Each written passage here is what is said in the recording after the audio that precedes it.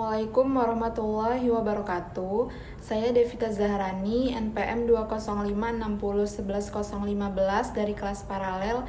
Di sini saya akan menjelaskan tentang ringkasan saya mengenai teori struktur fungsional. Teori struktural fungsional dikenal dengan teori fungsionalisme dan fungsionalisme struktural. Teori ini cenderung memusatkan kajiannya pada fungsi dari suatu fakta sosial terhadap fakta sosial lain. Teori fungsionalisme struktural yaitu sebuah sudut pandang luas dalam sosiologi dan antropologi yang berupaya menafsirkan masyarakat sebagai sebuah struktur dengan bagian-bagian yang saling berhubungan. Teori struktural fungsional ini awal mulanya berangkat dari pemikiran Emil Durkheim, di mana pemikiran Emil Durkheim ini dipengaruhi oleh Auguste Comte dan Herbert Spencer. Durkheim mengungkapkan bahwa masyarakat merupakan sebuah kesatuan di mana di dalamnya terdapat bidang-bidang yang dibedakan. Bagian-bagian dari sistem tersebut memiliki fungsi masing-masing yang membuat sistem menjadi seimbang.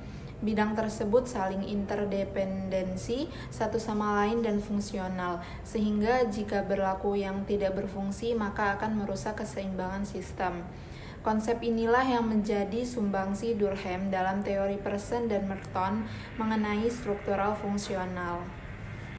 Struktural fungsional menjadi teori yang mempunyai pengaruh luas dan begitu populer pasca Perang Dunia Kedua. Alasannya, akibat Perang Dunia II tahun 1939 sampai 1945, dunia mengalami kehancuran.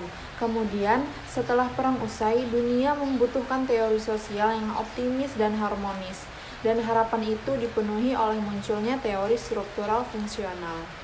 Teori struktural fungsional menurut Talcott Pearson menganalogikan masyarakat seperti sebuah organisme hidup yang bisa dianalogikan pada tubuh manusia.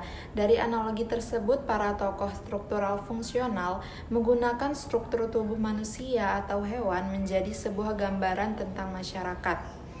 Menurut Pearson, ada prasyarat penting agar sebuah sistem masyarakat bisa bertahan menjadi sebuah kesatuan. Ini yang disebut sebagai konsep agil. Sebagai prasyarat fungsional, kemudian teori ini disebut sebagai struktural fungsional. Konsep agil bisa dilihat pada bacaan di atas. Yang kedua, menurut Robert King Merton, teori struktural fungsional adalah teori yang menekankan pada keteraturan dan mengabaikan konflik dan perubahan-perubahan yang terjadi dalam masyarakat. Konsep utamanya adalah fungsi, disfungsi, fungsi laten, fungsi manifest, dan keseimbangan. Menurut teori ini, masyarakat merupakan suatu sistem sosial yang terdiri atas elemen atau bagian yang saling berkaitan dan saling menyatu dalam keseimbangan. Dalam kehidupan sehari-hari, kita bisa melihat bagaimana teori struktural fungsional bekerja dalam sebuah sistem. Sebagai contoh, pemerintah yang mendirikan sekolah dalam rangka menyelenggarakan pendidikan untuk warganya. Murid-murid dipersiapkan untuk mengisi lapangan pekerjaan dan posisi-posisi di pemerintahan nantinya. Ketika bekerja, tibalah mereka untuk membayar pajak. Uang pajak tersebut digunakan untuk membiayai pendidikan dan lainnya. Pekerja juga menyuplai biaya hidup untuk keluarganya. Pada akhirnya, murid-murid yang semula dibiayai dan dididik oleh negara, ketika sudah mulai bekerja, maka sebaliknya ialah yang membiayai negara. Dari sudut pandang teori struktural fungsional, jika sistem tersebut berjalan sebagaimana mestinya, yaitu pemerintah membiayai pendidikan, lalu murid belajar, kemudian bekerja, sistem sosial akan berada pada kondisi yang stabil.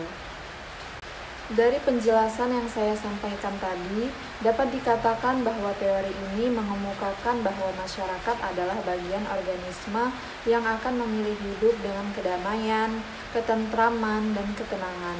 Setiap masyarakat memiliki keinginan untuk menciptakan kehidupannya dengan baik, yaitu melalui cara berkelompok.